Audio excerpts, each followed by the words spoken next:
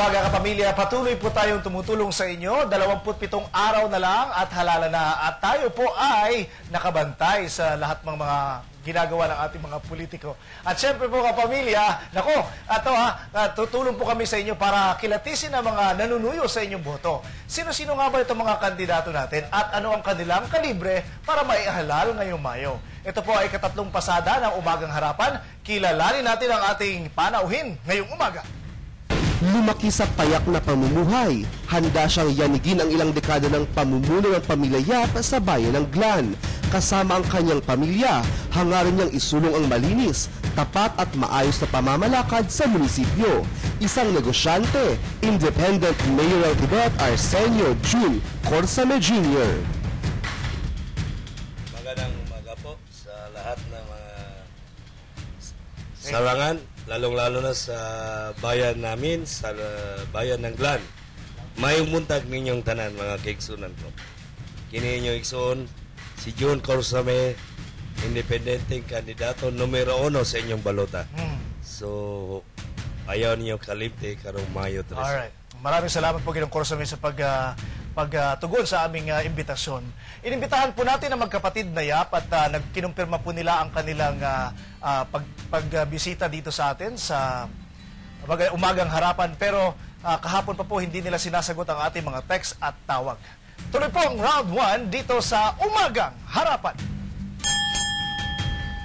Ito po ay tanong para sa inyo, Ginoong Corsame. Mag-iisang daang taon na ang Glan sa susunod na taon. Pero daghan gihapon ang mga pobre din sa Glan. Paano mo mahatagan o higayon ang mga problema sa mga taga-Glan? Go ahead, sir. 30 seconds. Mauna ang akong rason nga nagpadayon tagay. Until na wala lang katrabahoan ang mga katawhan sa Glan. Mag 100 years na by next year. Tama. So, kaluluoy ang mga katawhan. So, akong nakita, wala nagmalambuo ng katawhan sa lungsod sa Glan. Mao nga nagpadayon ko sa kuwang pagigbisog. Kaya kung may plan, magtagaan ko pagsalig, mangimbita kitag investor sa foreign o local para ang katuyuan ako may paginabuyan ng katawhan sa Glan. Okay. Sunod pong katanungan na Ginoong Corsame, ito po ay para sa inyo. Totoo ba? No? Ito ay, alam mo, napunta ko kami doon sa Glan at marami ko kaming gustong itanong doon, pero ang mga negosyante doon, tahimik lamang po. Ito ba, ginigipit nga ba ang mga negosyante sa Glan? Pakisagot po. Oh, ginigipit sila kasi lalo na nung sa past administration, pinataas nila ang local tax collection. Kasi ang balakyatan nila ay gagawing city. Pero hindi man nangyayari. Kaya until now, ano ang mga negosyante sa tax scheme of high tax collection. Okay. Kaya siguro kung kita manalo, baka anuhin natin mga Sangguniang Bayan members na pwede ibaba. Alright. Sunod pong katanungan, Ginoong Corsame, since ay kayo lang huwag nandito, ito ho ang sunod na katanungan. May political dynasty nga ba dyan sa inyong bayan, sa Glan? Since na-created ang Sarangani Province, nag-start ang issue ng dynasty. Kasi yung papa nila naging mayor ng Glan. Tapos yung dating mayor, si Yoyong, naging board member ng Sarangani. Kasama kami noon, dalawa kami. Kami ang dalawang mga pioneering dyan, nga taga-Glan na nag-board member sa Sarangani Province. Until now, lalong-lalo na ngayon, nadagdag ang issue sa dynasty, yung nepotismo. Nepotism. Nangyayari ngayon sa present administration. Nepotismo, ano yung ibig sabihin nyo doon? Sino bang patunay, ano ba patunay dyan? Kasi yung asawa ng mayor, inappoint niya as municipal administrator. Ngayon? Ngayon, she is receiving a monthly salary from the municipality of Glan. So that's against the law. Because if you are the governor and the mayor, you cannot enter into a contract with the government up to the 4th degree of consanguinity and by affinity. So bawal. Kaya kung si Corsame mahalal, may ano natin, ang hangad natin is good governance. Magserbisyo ako sa taong bayan. Mag-follow ako what is ang ano natin, patakang batas. At saka yung batas ng Panginoon. Maraming salamat po.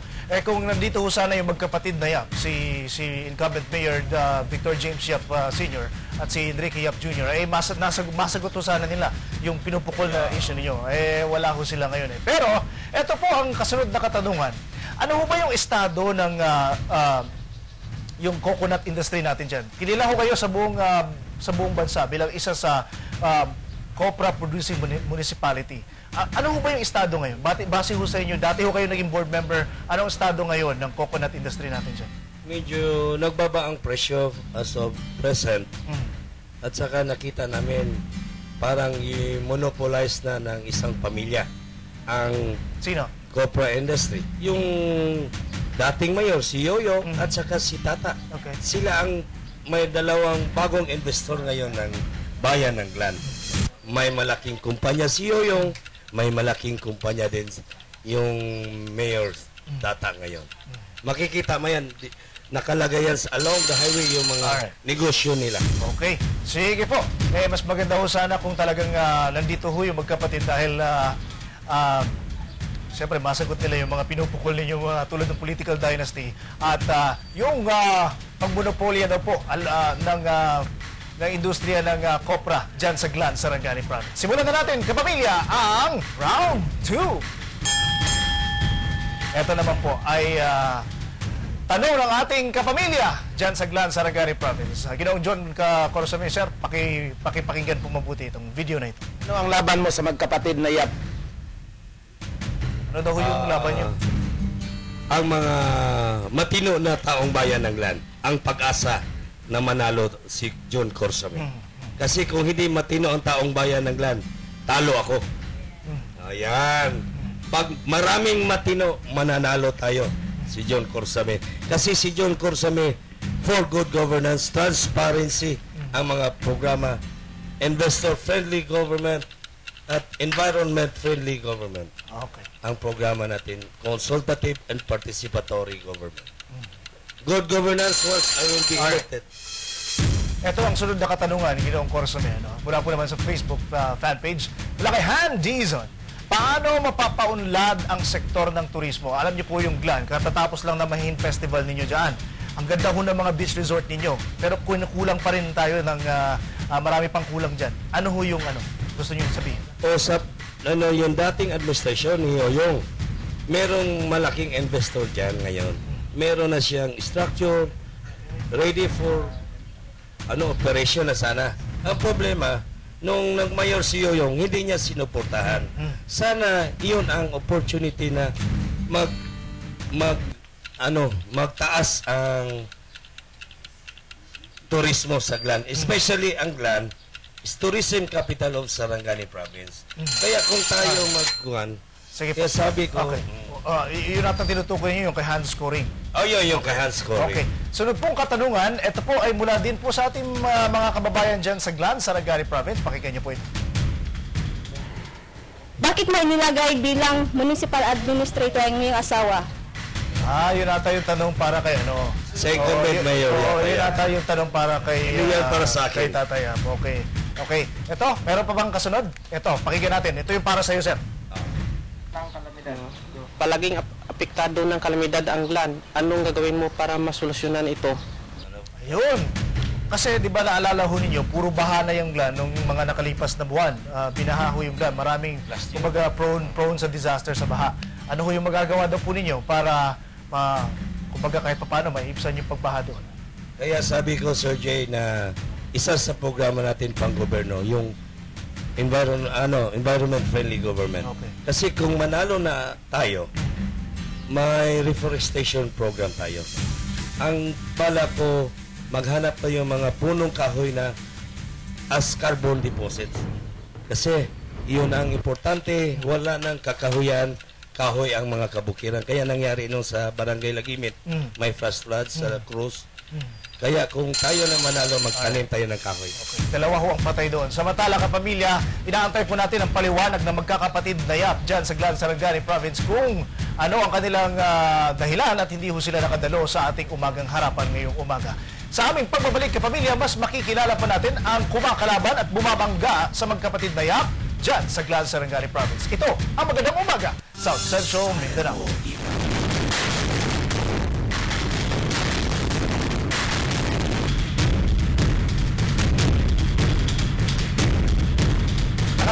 kayo kapamilya dito sa Umagang Harapan sa Magandang Umaga South Central Mindanao. At syempre po kasama ho natin ang independent candidate na tumatakbo sa pag-aalkalde ng Bayan ng Glan, si Ginoong Jun Corsame. At kasama niyo dito ang kanyang mga taga-suporta. Ayan, maraming salamat po sa inyong pagpunta. Tuloy po ang ating balitaktakan dito sa Umagang Harapan. Wala ho tayong round 3 dahil wala naman dito ang kanyang mga katunggali. So diretso tayo sa round 4.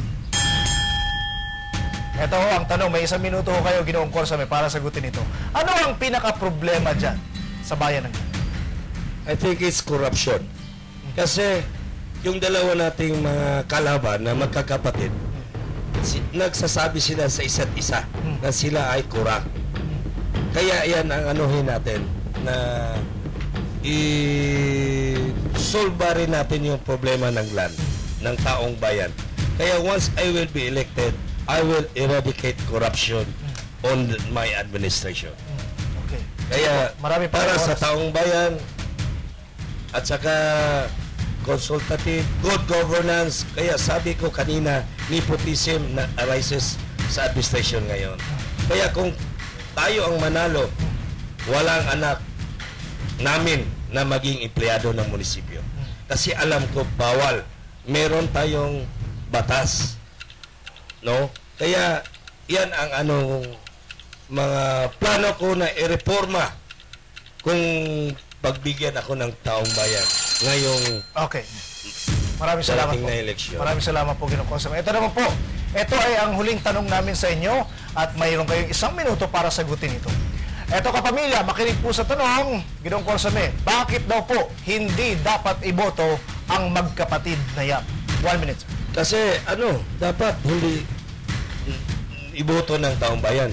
Kasi kung gusto ng gulo ang taong bayan, iboto sila.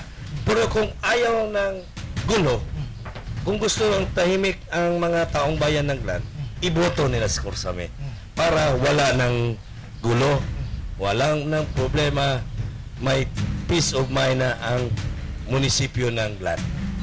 Kaya dapat hindi nila iboto para mawala ang korupsyon dyan sa bayan ng Glan.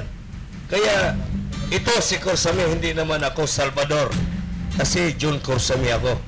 Pero kung magdaog ako, ihawas na ko sa pang-abuso ng pang-goberno ang mga taga-Glan na mapigsunan ako. Tungod niya na itong mga plano, iundang na to ang korupsyon. Good governance. Magsubay ko nga manirbisyos katawan sa pamalaot sa panggoberno o sa pamalaot sa kaitasan. Maraming salamat po, Ginoong Corsame. At maraming salamat sa pagtugon po ninyo sa aming imbitasyon dito sa Magandang Umaga South Central Mindanao. At maraming salamat din sa inyong mga taga-suporta na dumating ngayong umaga. Kapamilya, inyong narinig ang kanyang pananaw sa ilang isyu po ng bayan dyan sa Glan, Sarangani Province. At ang kanyang hangarin para sa Glan. Nalulungkot ho kami at biguhong makarating ang ating mga bisitang sina Enrique Yap Jr. at si Victor James Yap Sr. na incumbent mayor dyan sa Glan.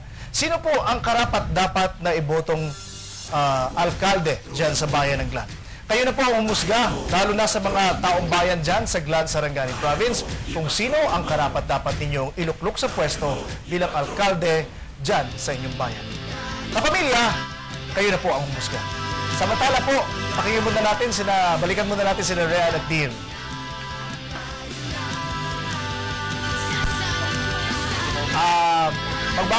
Magbabalik muna tayo dito sa Magandang Umaga South Central Mindanao.